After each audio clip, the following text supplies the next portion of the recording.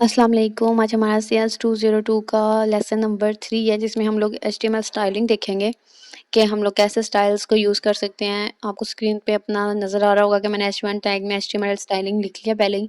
तो आज हम स्टाइल करना सीखेंगे कि हम लोग कैसे साइज़ ज़्यादा वो कर सकते हैं, कम सा कर सकते हैं, बैकग्राउंड दे सकते हैं। ये सारी चीज़ें स्टाइलिंग में जो आती हैं वो करेंगे। ऊपर एज टाइटल में आप जाके स्टाइल टैग भी यूज़ कर सकते हैं, ठीक है। इसको कहते हैं हम लोग इनर स्टाइलिंग या इनर CSS कह सकते हैं, सॉरी। तो इसके अंदर स्टाइल टैग बना के आप हेड टैग में आप जाकर इसको स्टाइल टैग को यूज़ करके इसके अंदर सारी स्टाइलिंग दे सकते हैं। इसके अलावा इनलाइन स्टाइलिंग होती है और एक एक्सटर्नल स्टाइलिंग होती है। ये जो ऊपर मैंने बताई है इसको हम लोग कहते हैं इंटरनल। उसके बाद जो हम अलग से CSS फाइल बनाते हैं उसको हम एक्सटर्नल कहते हैं, वो हम बाद में देखेंगे। अभी मैं कह रही हूँ कि H1 टैग है, उसके वो आप लोग कलर दे दें कि क्या कलर रखूँ। अब मैं इसका कोई भी कलर लाइक दे लेते हैं, जैसे ब्राउन। तो H1 टैग को मैंने दिया है ब्राउन कलर। तो अब आप देखेंगे कि हमारा जो H1 कलर है उसका कलर क्या हो गया है, ब्राउन। तो आपको जैसे नज़र आ रहा है HTML स्टाइलिंग ब्राउन लिखा हुआ है।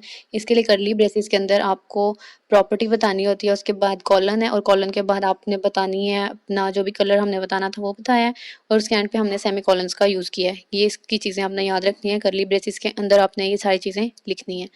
इसके अलावा मैं इसको कह देती हूँ कि फ़ॉन्ट जो है वो हम चेंज करना चाहते हैं। तो ये सामने कुछ और ही लिखा नज़र आ रहा है, सॉरी। ये भी पीछे हो जाएगा थोड़ी देर में है।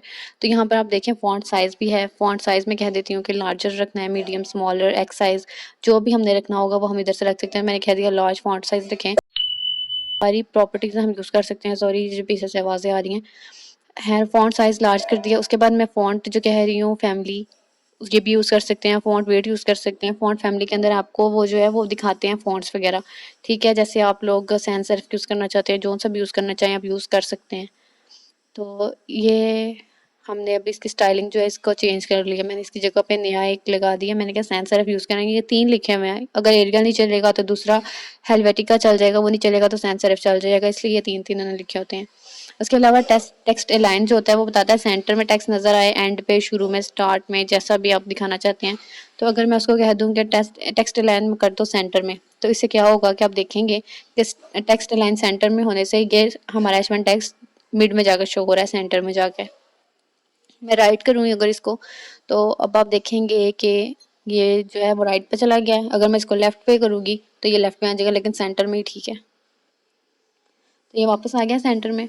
तो अब हम इसकी आगे स्टाइलिंग करके देखते हैं। या इतना तो आपको काफ़ी प्रॉपर्टीज़ की समझ आ गई होगी कि कैसे यूज़ करते हैं इनको। तो अब मैं एक पैराग्राफ टैग बना लेती हूँ और उसके अंदर मैं लिख लेती हूँ कि this is me genius Z. तो अभी हम पैराग्राफ टैग को जो है ना वो करेंगे स्टाइल, तो देखते हैं क्या आता है। तो मैं लिख लेती हूँ fundamentals of front end development, front end CS 202, ठीक है। इतना लंबा स्पेलिंग लिखने की जरूरत नहीं है। तो अब हमने ये पैराग्राफ टैग लिख लिया है। तो अब देखिए इसकी सिंपल स्टाइलिंग है, ठीक है। जैसा ये नज़र आ रहा था बिल्कुल वैसा ही है। इसके अंदर कोई डिज़ाइनिंग वगैरह नहीं हुई। तो अभी हम इसके अंदर थोड़ी सी डिज़ाइनिंग करेंगे, और इसके लिए हम पहले करेंगे कि हम अपने टेक्स्ट को जो है वो बोल्ड करेंगे। बोल्ड करने के लिए मैंने पहले बताया H1 का टैग, H1 वगैरह टैग यूज़ नहीं करने। बोल्ड के लिए बी का एक टैग है, वो यूज़ होता है। आपको बी लगाना है बस, ठीक है। तो अब देखेंगे कि जीनियस जेड जो दरमियान में लिखा हुआ था वो बोल्ड हुआ नज़र आ रहा है, ठीक है। इसके अलावा एक टैग जो पहले यूज़ होता था वो स्ट्रॉन्ग टैग भी इसकी जगह यूज़ होता है, ठीक है। आप स्ट्रॉन्ग टैग भी यूज़ कर सकते हैं। तो मैं यहाँ पर लिख देती हूँ एंड पे CS 202 का स्ट्रॉन्ग। मेरा CS 202 ही जो है रेस हो गया। तो स्ट्रॉन्ग टैग के अंदर भी लिखे हैं, तो स्ट्रॉन्ग टैग और बी टैग ये दोनों जो हैं वो टेक्स्ट को बोल्ड करने के लिए यूज़ होते हैं। लेकिन अब जो हम कहते हैं कि एडवांसमेंट आ गई, अपडेट हुए ना टैग, तो HTML5 में बी टैग को हम लोग जो है वो यूज़ करते हैं। ये बात याद रखिएगा। लेकिन स्ट्रॉन्ग भी वही काम करता है, ये बात भी जो है वो याद रखनी है। तो यहाँ पर हमारे जो बोल्डिंग है ये कंप्लीट हो गई है। तो इसी लाइन को जो है कॉपी पेस्ट कर लेती हूँ मैं नीचे। और अब जो हम लोग टैग यूज़ करेंगे वो, पहले मैं टैग्स यूज़ कर लूँ, रेज़ कर लूँ, फिर बताती हूँ कौन सा है। तो हम लोग जो है टोटली बुक को फॉलो कर रहे हैं कि मैं बुक को ओपन नहीं कर रही। इसका ये मतलब नहीं है कि बुक में नहीं है। मैंने जो है ये वीडियो बनाने के लिए बुक जो है वो साथ ओपन करके रखी हुई है। तो इसके लिए आई टैग है। ये याद रखिएगा कि स्मॉलर टैग्स को यूज़ करें, ये अच्छा है। लेकिन जब HTML4 थी या फिर जो दूसरा HTML थी, तो उसके अंदर होता था कि आप कोई बड़ा यूज़ नहीं कर सकते, कैपिटल लेटर नहीं यूज़ कर सकते थे। तो लेकिन अगर अब जब आ गई HTML5, इसमें आप टैग्स को बड़ा लिखें छोटा लिखें वो काम कर जाते हैं, वो एरर नहीं देते। तो मैंने आई टैग यूज़ किया है इटैलिक्स के लिए। तो आप देख सकते हैं कि ये जो इटैलिक हो गया इसका डिज़ाइन जो मैंने जीनियस जेड का लिखा था। इसके अलावा एक और चीज़ है ईएम, एम्फसाइज़ कह सकते हैं आप इसको। तो उसके लिए हम सिर्फ ईएम लिखते हैं टैग में।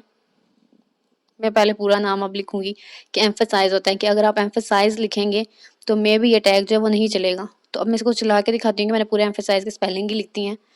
क्योंकि कुछ बच्चे होते हैं वो कहते हैं कि जैसा नाम है वैसा ही टैग है। तो देखें CS202 को कोई फ़र्क नहीं पड़ा। तो एम्फसाइज़ के लिए शॉर्ट उसके सिर्फ स्टार्टिंग के 2 जो हैं सॉरी लेटर्स यूज़ हुए हैं।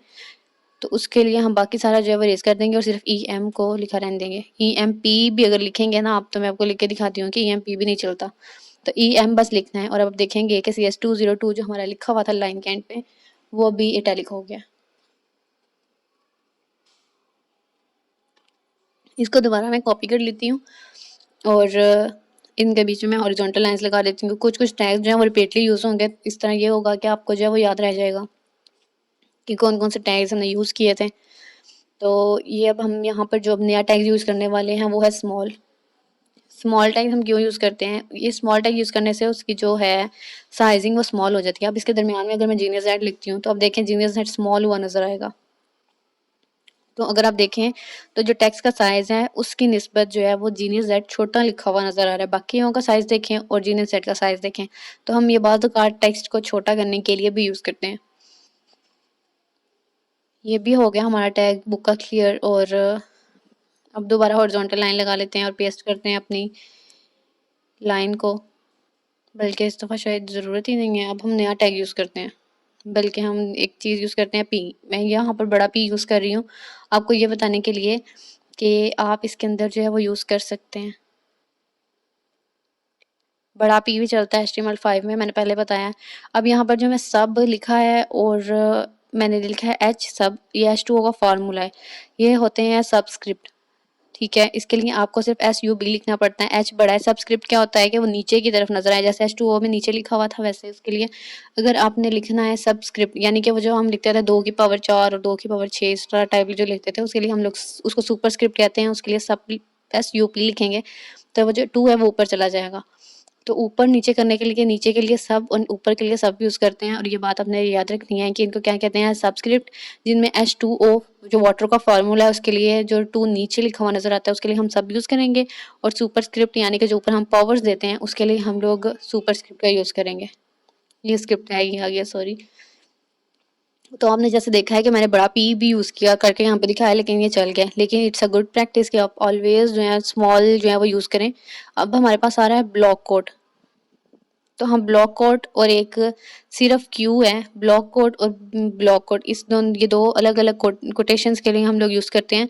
तो अगर आप देखेंगे कि जो ऊपर हमने ब्लॉक कोड लिखा हुआ है और वो और जो नीचे वाला हमने लिखा है उसमें फ़र्क आएगा। तो ये जो ब्लॉक कोड है it is used for the largest quotations, जो हमने लार्ज कोड लिखने होते हैं, ठीक है, जो हमारे पास बड़े होते हैं उसके लिए हम ब्लॉक कोड यूज़ करते हैं। और जो क्यू है उसके लिए हम लोग जो है वो स्मॉल जो कोटेशंस होती हैं उनके लिए हम सिर्फ क्यू यूज़ करते हैं। तो दोनों यूज़ किसी लिए होते हैं, कोट्स लिखने के लिए यूज़ होते हैं, लेकिन इनमें फ़र्क क्या है कि स्मॉल और बिग का।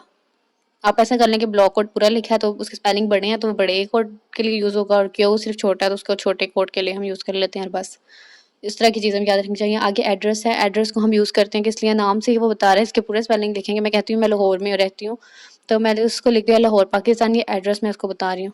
तो आप देखेंगे ये एड्रेस के हमारा एड्रेस लिखने के लिए हम यूज़ होते हैं और इसकी आप देखेंगे स्टाइलिंग, तो लाहौर और पाकिस्तान आपको थोड़ा-सा मैं इसके रेज़ कर दूँ, थोड़ा ये स्मॉल बिग भी साथ ही लिखा हुआ नज़र आ रहा है। तो अभी कंट्रोल एस करते हैं और देखें आपको लाहौर और पाकिस्तान जो है वो उसकी स्टाइलिंग भी चेंज हुई नज़र आ रही होगी, ठीक है? वो वैसा टेक्स्ट नहीं लिखा हुआ जैसे उसको लिखा होना चाहिए था। तो ये हो गया हमारा एड्रेस, इसको हम लोग एड्रेस टैग को यूज़ करते हुए लिखते हैं। इसके अंदर मैं थोड़ी सी डिज़ाइनिंग देती हूँ, मैं हॉरिजॉन्टल लाइंस लगा देती हूँ ऊपर और नीचे, ताकि ये थोड़ा सा ऊपर और जो है ना अच्छी तरह से नजर आए। ये सेव ही नहीं मैंने किया, कंट्रोल एस करेंगे और देखिए आपको लाहौर और पाकिस्तान कैसा लिखा हुआ नज़र आ रहा है। तो इन टैग्स को भी आपने जो है वो लाजमी तौर पर याद रखना है क्योंकि ये ज़रूरी है, ठीक है। तो यहाँ पर हमारी काफ़ी स्टाइलिंग हो गई है। इसके बाद वीडियो है, बाई डायरेक्शनल, तो इसको हम लोग यूज़ कर सकते हैं डायरेक्शंस के लिए। ये ज़्यादा यूज़ नहीं होता, आपने बस इसकी एब्रिविएशन जो है वो याद कर लेनी है कि वीडियो का मतलब क्या होता है। तो ये मैं बता दूँ कि बाई डायरेक्शनल है ये, तो इसका नाम भी यही है। तो आपने जब जहाँ पे वीडियो लिखा हुआ नज़र आएगा तो आपने बता देना है बाई डायरेक्शनल ओवरराइड के लिए हम लोग ये यूज़ करते हैं। तो ये वाला जो टैग है ये यूज़ नहीं इतना ज़्यादा होता है, लेकिन ये उसके लिए लाज़मी है कि आपका एमसीक्यू आए तो आपको इसकी पता होना चाहिए कि वीडियो का मतलब क्या है। तो यहाँ पर हमारी जो सीएसएस है वो हमने कर ली है। सीएसएस नहीं, इसको स्टाइलिंग कहेंगे। सीएसएस जो है वो हम लोग प्रॉपर्ली इंशाल्लाह आगे जाके पढ़ेंगे। तो यहाँ पर हमने एचटीएमएल स्टाइलिंग देख लिया, तो लाज़मी मेरे चैनल को सब्सक्राइब करें, मेरी वीडियो को लाइक करें। Thank you so much.